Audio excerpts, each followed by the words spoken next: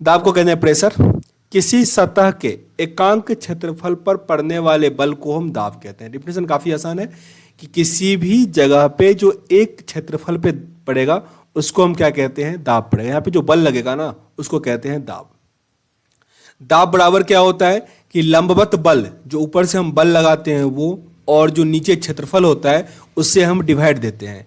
इसका सिंपल शब्दों में अर्थ ये हुआ कि संपर्क क्षेत्रफल ये जो है इसको हम जितना घटाएंगे, मतलब नीचे वाला पार्ट हम जितना घटाएंगे, जैसे कि देखो 100 बट्टे हमने कहीं पे लिख दिया है 25 और एक जगह लिखा है 100 बट्टे 20, इसको काटेंगे तो ये होगा 4, ये होगा 5। मतलब नीचे वाला पार्ट को अगर हम घटा रहे हैं तो इसका वैल्यू क्या हो रहा है, बढ़ रहा है। मतलब नीचे वाला क्षेत्रफल अगर हम घटाएंगे, ये जो टचिंग पॉइंट है ना उसको अगर हम घटाएंगे तो दाब भी क्या होगा, बढ़ेगा। तो हम सिंपली ये कह सकते हैं कि संपर्क क्षेत्रफल को अगर हम घटाएंगे तो दाब क्या होगा, बढ़ेगा। क्लियर।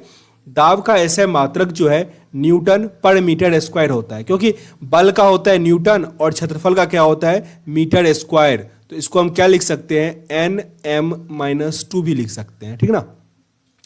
अब दिया गया है कि जिसे पास्कल भी कहा जाता है और दाब एक अदिश राशि है। दाब क्या है, अदिश राशि है। आगे टॉपिक है दिया गया वायुमंडलीय दाब, मतलब एटमॉस्फेरिक प्रेशर। सामान्यतया वायुमंडलीय दाब वह दाब है जो पारे के 76 सेंटीमीटर लंबे कॉलम द्वारा 0 डिग्री सेल्सियस पर 45 डिग्री अक्षांश पर समुद्र तल पर लगाया जाता है। यह 1 वर्ग सेंटीमीटर अनुप्रस्थ काट वाले पारे के 76 सेंटीमीटर लंबे कॉलम के भार के बराबर होता है। वायुमंडलीय दाब का एसआई मात्रक क्या होता है, बार होता है।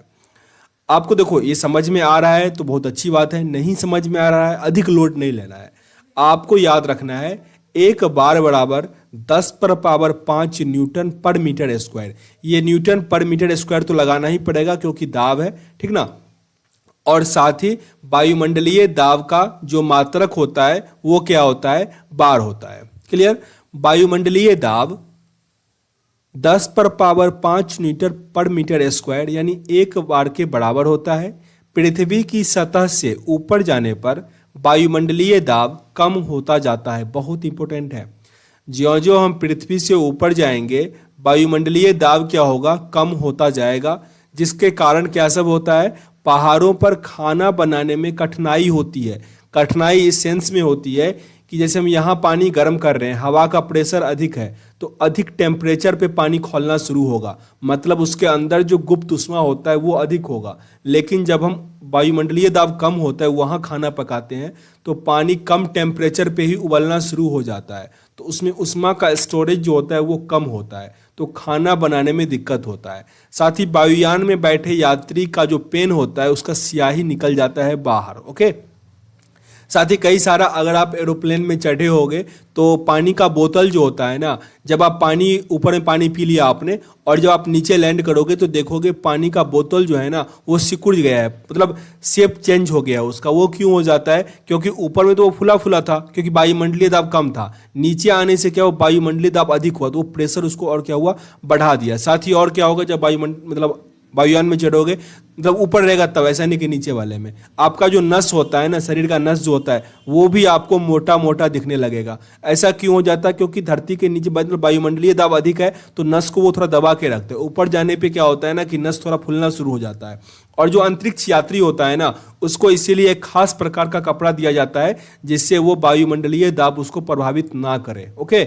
और अगर नहीं पहनेगा तो मनुष्य का पूरा नस फट जाएगा और वो मर जाएगा। ओके, चलो आगे पढ़ते हैं। वायुमंडलीय दाब को बैरोमीटर से मापा जाता है। इसकी सहायता से मौसम संबंधी पूर्वानुमान भी लगाया जा सकता है। फिर से रिपीट कर लो, वायुमंडलीय दाब किससे मापते हैं, बैरोमीटर से मापते हैं और इसकी सहायता से मौसम संबंधी पूर्वानुमान भी लगाया जाता है। बैरोमीटर का अगर पाठ्यांक जो है एकाएक नीचे गिर जाए मतलब है कि आंधी तूफान होगा। अगर वो धीरे धीरे नीचे गिरेगा मतलब वर्षा होने की संभावना है, और धीरे धीरे ऊपर उठ रहा है मतलब मौसम साफ रहेगा। फिर से रिपीट कर लो इस तीनों फैक्ट को। अगर धीरे धीरे ऊपर उठ रहा है मतलब मौसम साफ है, धीरे धीरे नीचे गिर रहा है इसका मतलब है वर्षा होगा, अचानक नीचे गिर जाए तो आंधी आने की संभावना है। अपने दिमाग में ये मत लाना कि अगर एकाएक ऊपर उठ जाएगा, ऐसा नहीं उठेगा, ठीक ना। अब है द्रव में दाब। अणुओं द्रव के अणु द्वारा बर्तन की दीवार अथवा तली के प्रति एकांक क्षेत्रफल पर लगने वाले बल को द्रव का दाब कहते हैं। द्रव के अंदर किसी बिंदु पर द्रव के कारण दाब द्रव के सतह से उस बिंदु की गहराई यानी द्रव के घनत्व तथा गुरुत्वीय त्वरण के गुणनफल के बराबर होता है। तो ये समझो कि द्रव में द्रव जो दाब लगाता है ना, वो सभी जगह एक फोर्स में लगाता है दाब। ओके, एक तो ये हो गया। साथ ही दाब जो होता है वो द्रव का जो घनत्व होता है और बिंदु तक का गहराई और गुरुत्वीय त्वरण, इस तीनों के गुणनफल के बराबर होता है, HdG। अब है द्रवों के दाब का नियम। स्थिर दाब के एक ही क्षैतिज तल में स्थित सभी बिंदु पर क्या होगा, दाब समान काम करता है। स्थिर द्रव के भीतर किसी बिंदु पर दाब प्रत्येक दिशा में बराबर काम करता है।